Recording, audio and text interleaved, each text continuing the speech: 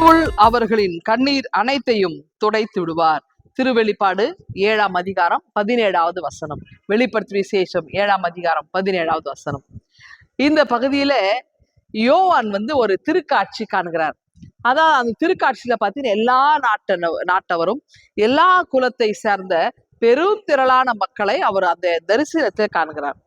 அந்த கூட்டத்துல பார்த்தீங்கன்னா அதாவது யாரெல்லாம் இருக்காங்க, அந்த மண்ணுலகிலே கசப்பான வாழ்வை அனுபவித்தவங்க, கசப்பை அனுபவித்தவங்க, துன்பத்தை அனுபவித்தவங்க, இப்போ இவங்க இந்த கொடிய வேதனையிலிருந்து வந்திருக்கிறாங்க.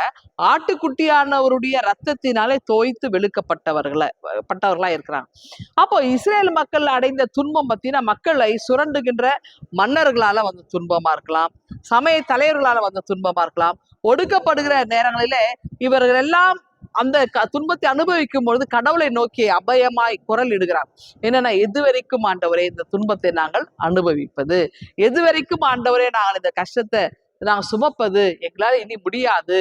அப்ப எது வரைக்கும் ஹவுலாங் அப்படின்ற ஒரு கேள்வியே அவங்க கடவுளை நோக்கி எழுப்புறாங்க.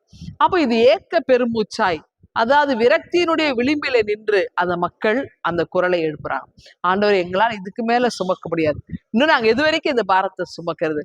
அப்போ ஆண்டவர் அந்த நேரத்துல யாரெல்லாம் வன்முறைக்கும் அவமானத்துக்கும் நிந்தைக்கும் வேதனைக்கும் உள்ளாக்கப்பட்டார்களோ அவர்களுடைய ஒரு உச்சக்கட்ட குரல் தான் எது வரைக்கும்.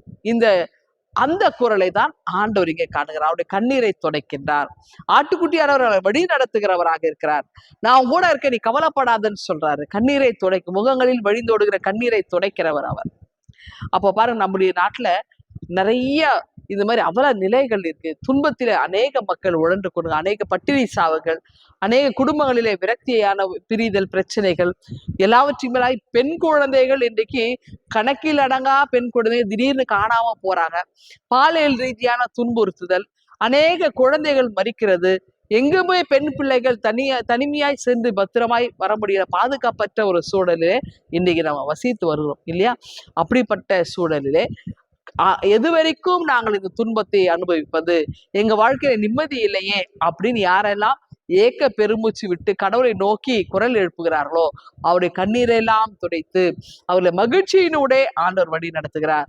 ஆட்டுக்குட்டியானவர்கள் அவர்களை மேய்ப்பார். ஆட்டுக்குட்டியானவர் அவரை கரம் பிடித்து வழி நடத்துவார். இனி நீங்கள் துன்புற தேவையில்லை, இனி நீங்கள் வேதனை அடைய தேவையில்லை, ஏனென்றால் நான் உங்களோட கூட இருக்கிறேன் என்று சொல்லி ஆண்டவர் தம்முடைய கரத்தினாலே தாங்கி வழி நடத்துகிறார். ஆகவே ஆண்டவர் நம்மோடு இருக்கிறார். இந்த சிந்தனையோடு இந்த நாளை துவங்குங்கள். ஆண்டவர் உங்களை ஆசீர்வதிப்பாராக. ஆமென். எங்கள் அன்பின் ஆண்டவரே, இந்த நாளை எங்களுக்கு ஆசீர்வாதமாய் அமைய கிருபை தாரும். மீட்பு ஜெபிக்கிறோம் எங்கள் அன்பின் கடவுளே.